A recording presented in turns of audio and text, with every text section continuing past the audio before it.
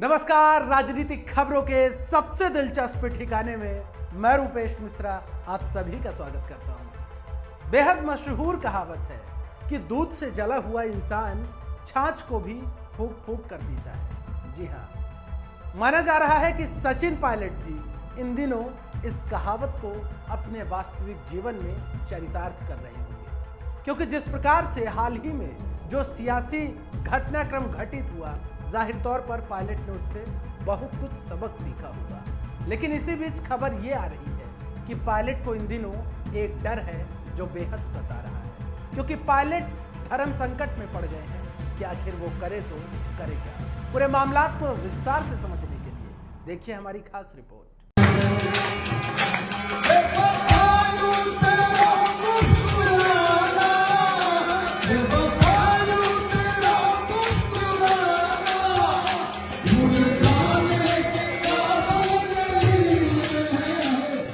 गाने के बोल हैं बेवफा तेरा यूं मुस्कुराना भूल जाने के काबिल नहीं।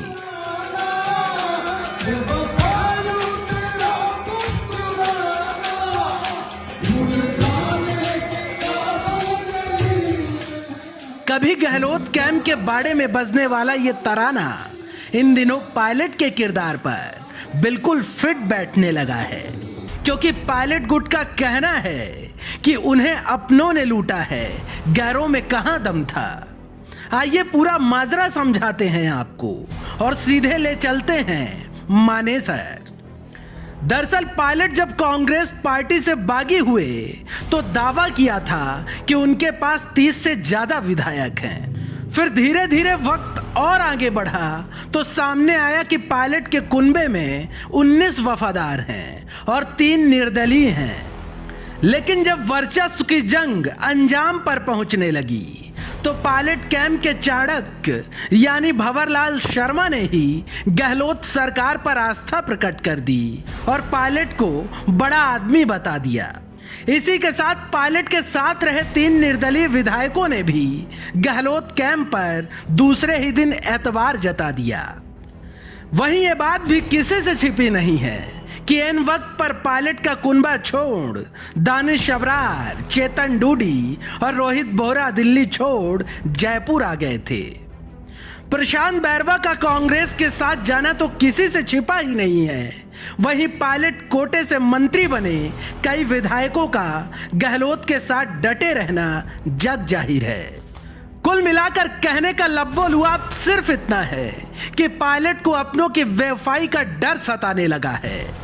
हालाते आलम तो ये है कि पायलट को इस बात की बेचैनी अब रातों में भी होने लगी है कि आखिर अब वो एतबार करे भी तो करे किस पर, क्योंकि पायलट इन दिनों इस बात की उधेड़ बुन में लगे हुए हैं कि अब की बार किसको मंत्री बनवाने पर अड़े, क्योंकि जिन्हें पहले पायलट ने अपने कोटे से मंत्री बनवाया उन्होंने क्या किया किसी से छिपा नहीं।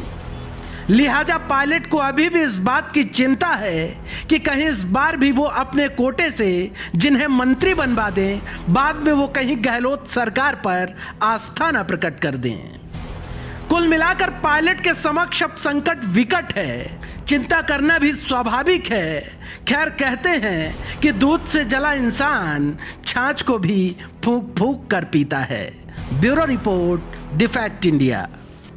तो देखिए आपने ये हमारी खास रिपोर्ट की कैसे सचिन पायलट इन दिनों इस उधेड़ बुन में उलझे हुए हैं कि आखिर वो इस बार मंत्री बनाने की पैरवी किसकी करे, क्योंकि जिस प्रकार से पहले उन्होंने जिनकी पैरवी की तो उन्होंने पायलट के साथ बेवफाई कर दी। लिहाजा पायलट अभी भी इसी उधेड़ बुन में है कि कहीं फिर से ऐसा ना हो कि वो अपने कोटे से मंत्री बना दे और अन्य पद दिलवा दे और फिर वो गहलोत कैंप में अपनी आस्था प्रकट करे, क्योंकि इस प्रकार की घटनाओं से पायलट हाल ही में 2-4 हुए।